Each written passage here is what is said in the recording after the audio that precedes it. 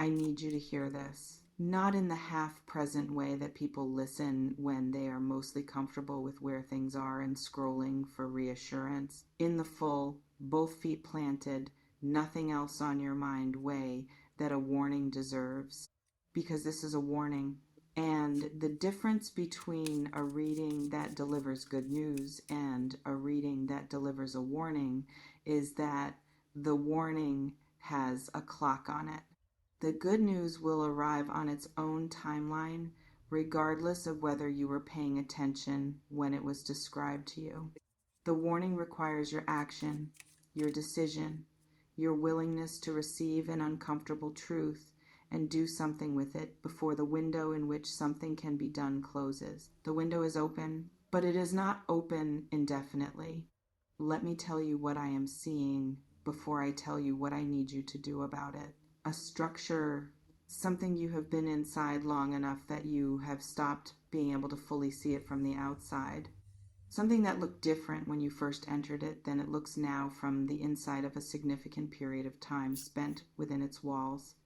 A situation, a relationship, a dynamic, a set of arrangements between you and another person or a set of people that has been asking more from you than it has been returning for longer than you have been fully willing to acknowledge. You know this.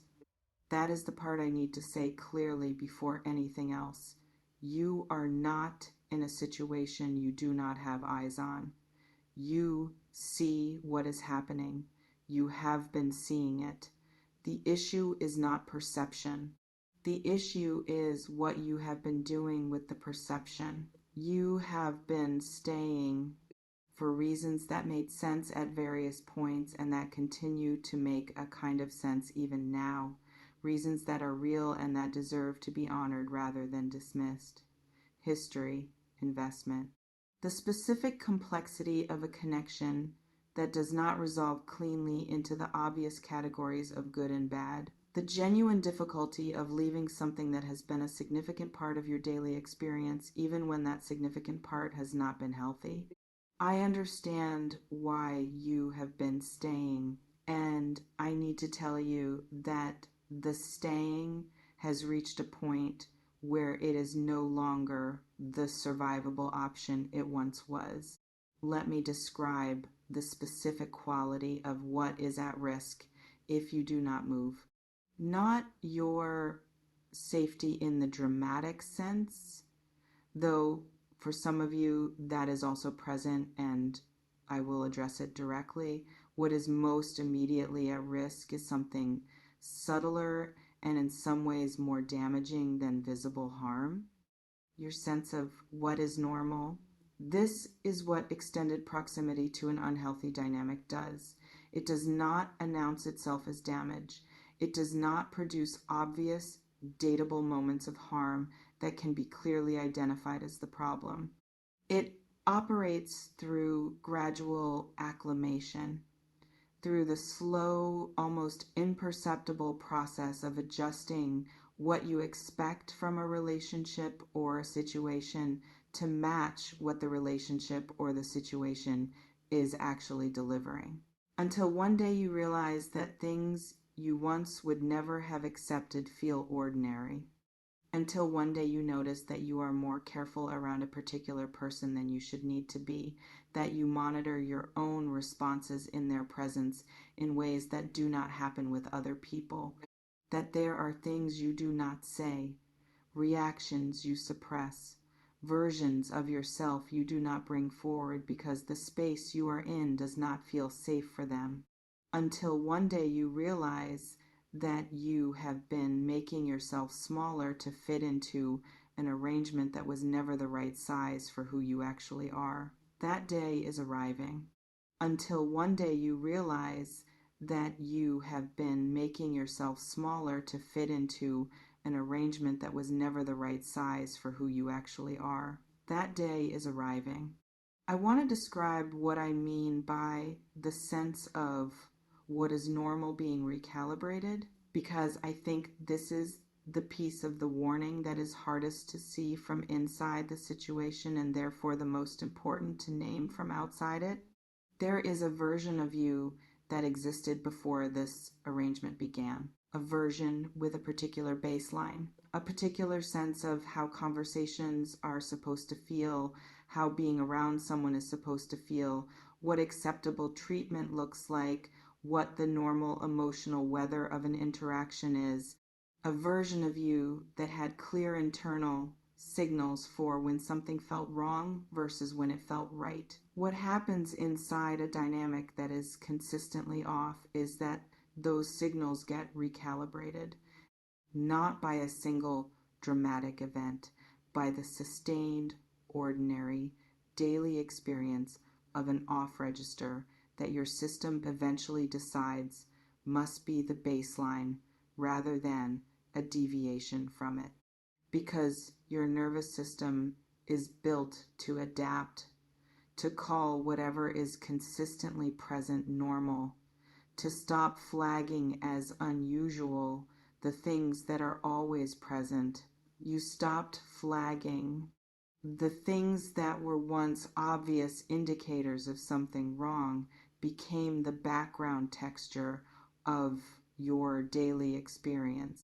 And the absence of those things, the thing that would feel right and safe and genuinely good, started to seem like an unrealistic expectation rather than a baseline minimum. That recalibration is one of the most insidious effects of staying too long, and it can only correct itself with distance. I want to speak to something that I feel very specifically in this reading and that I want to name without softening it. There is an energy around you that is not yours. It does not belong to you. It was not produced by you. It has been deposited in your field by your proximity to something or someone that is operating from a place of significant misalignment. And it has been sitting in your field long enough that some part of you may have started to experience it as your own, as evidence of something wrong with you rather than something wrong with the environment you have been inhabiting.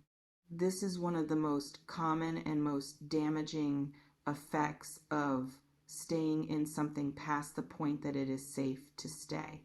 The external becomes internal, the situation's distortion becomes your self-assessment, the wrongness of the arrangement starts to feel like the wrongness of you. You are not wrong. The arrangement is wrong. And the distinction between those two things, which has been blurring progressively the longer you have been inside this, is going to become clear again once you create the distance necessary for clarity. But you cannot create that distance from inside what is creating the blurring. I want to speak to who this applies to because collective warnings carry the risk of being too general to be useful, and I want this to be useful. For some of you, this is a romantic relationship, one that has been draining your energy, your self-trust, your sense of your own worth and your own perception in ways that have been gradual enough to deny but undeniable if you allow yourself to look at the full picture of who you were before and who you are now after a significant period of this. For others, this is a professional situation, a dynamic with a person or an institution that has been requiring your best work while returning the minimum necessary to maintain your participation, that has been using your loyalty and your diligence and your standards as resources to be consumed rather than qualities to be honored. That has positioned itself as something you cannot afford to leave while quietly extracting everything it can for as long as you remain. For still others, this is a family dynamic, the specific, complicated, hard to name because it is family quality of an arrangement that has been organized around your compliance rather than your well-being. That has required you to be available in ways and at costs that are not equitable and that have been framed as love while operating as something considerably different. In all three cases, the warning is the same. The cost of staying is exceeding the cost of leaving. And the longer you wait to recognize that, the more expensive the leaving becomes. The right conditions are not reassembling. I want to stay with the investment piece for a moment because I think it is one of the most honest and most important things to say in this reading. The specific pain of leaving something you have invested in is real. It is not simply the pain of loss. It is the particular pain of sunk cost, of recognizing that the investment already made will not be recovered by continuing to invest further. That the version of you that goes on staying is not getting anything additional back for the additional paying. Most people understand this abstractly. Far fewer people find it emotionally workable in practice because the investment is not just practical, it is relational. It is time spent with someone and things shared and versions of yourself offered that have no monetary equivalent and that feel, when you contemplate leaving, like they will simply have been wasted if you go. They will not have been wasted. Everything you experienced and learned and became in the context of this connection, even the difficult things, especially the difficult things, is part of who you are now. It is not contingent on the connection continuing in order to remain valid. You carry it, the wisdom of it, the growth produced by navigating it, the clarity you have about what you will and will not accept that you did not have before this experience. All of that belongs to you regardless of whether you stay or go. The investment produced something. You get to keep what it produced. What you do not have to keep is the investment itself. Let me speak to why leaving is so difficult, even when you can see what is happening, because you can see it. I want to be clear about that. This is not a warning that you needed in order to understand what is occurring. You understand it. The seeing is not the barrier. What is the barrier is something more complex and more human. The specific quality of investment that makes leaving feel like losing. You have put things into this, time, energy, trust, that was extended and that cost you something real, even when the extension of it was not reciprocated at the level you offered it. Hope. The specific kind of hope that keeps someone in an arrangement that is not working because the hope that it will eventually work feels more bearable than the conclusion that it will not.